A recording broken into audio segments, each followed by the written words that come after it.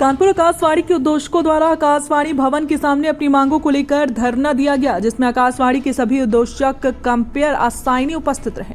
धरने के उपरांत अपनी मांगों का मांग पत्र उन्होंने अधिशासी आरपी जाटव को दिया। धरने के दौरान आकाशवाणी उद्घोषक संगठन के अध्यक्ष मालिनी सक्सेना ने कहा कि रेडियो और विविध भारती कानपुर का बहुत पुराना और गहरा नाता है। साल 1963 से लेकर आज तक बहुजन हिताय बहुजन सुखाय की तर्ज पर आम जनमानस की सेवा में निरंतर आकाशवाणी तत्पर है। कंसोल टेप रिकॉर्डर से लेकर कंप्यूटर सिस्टम तक, मीडियम वेब से एफएम तक का सफर सफलता से आकाशवाणी ने छुआ है। विविध भारती से श्रोताओं का जुड़ाव तो सदैव से रहा है, लेकिन आकाशवाणी कानपुर से उत्साहित होने वाले स्थानीय कार्यक्रम के साथ जब कानपुर शहर और कानपुर देहात की आवाज जुड़ती है, तब वो अपने आप में यादगार हो जाती है। लेकिन इसको षड्यंत्र से बंद किया जाना अत्यंत दुखद और निंदनीय है। संगठन के उपाध्यक्ष फरहान ने कहा कि विविध भारती के कानपुर केंद्र 103.7 एफएम में केंद्र अध्यक्ष के द्वारा स्थानीय प्रसारण के चौक को पूर्णतः समाप्त कर दिया गया, जिससे स्थानीय कार्यक्रम में लगाव रखने वाले कानपुर के श्रोतागण आहत हैं। वरिष्ठ उद्घोषक और संगठन के मंत्री सौरभ त्रिपाठी ने धरने में कहा कि हमने पत्राचार के माध्यम से माननीय प्रधानमंत्री, मुख्यमंत्री, कैबिनेट मंत्री और प्रसार भारती के शीर्षस्थ अधिकारियों, सीईओ और गौरव त्रिवेदी को भी समस्या के बारे में सूचना दी, परंतु गुजरते वक्त में हमारी समस्याओं का समाधान न होता देखकर आज हम पुनः इकट्ठा होकर शांतिपूर्वक प्रदर्शन कर रहे हैं, जिससे कि स्थानीय कार्यक्रमों के साथ आकाशवाणी कानपुर को वापस उसका खोया हुआ उचित स्थान मिल सके। उन्होंने बताया कि यदि हमारी मांगों पर ध्यान नहीं दिया गया तथा हमारी आजीविका और गौरव हमें पुनः वापस नहीं की गई, तो हम भूख हड़ताल पर बैठने के लिए बाध्य होंगे और ये तब तक जारी रहेगा जब तक कि हमारा स्थानीय सजीव प्रसारण हमको पुनः वापस नहीं किया जाता।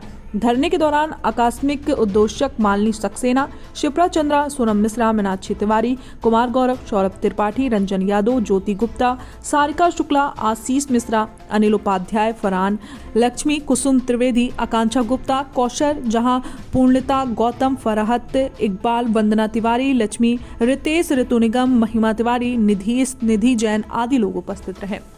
टुडे इंडिया लाइव न्यूज के लिए पंकज अवस्थी की खास रिपोर्ट।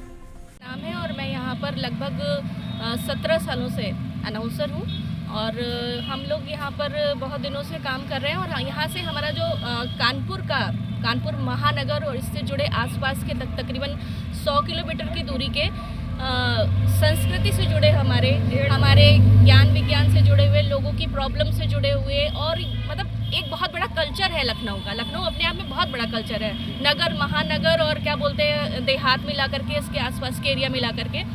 तो इससे हमारे केंद्र को वंचित कर दिया गया है, क्योंकि हमारा केंद्र का जो स्थानीय प्रसारण है वो पिछले नवंबर 2021 से बंद है। ठीक है, उसके बाद यहाँ पर लोगों ने हमको बहुत पत्र भी लिखे और फ़ोन कॉल भी किए कि भाई हमारा प्रसारण क्यों बंद है। तो ये एक क्या कारण है जो स्थानीय प्रसारण बंद कर दिया गया, हमारी इतनी बड़ी संस्कृति को यहाँ के लोगों को सुनने से वंचित कर दिया गया।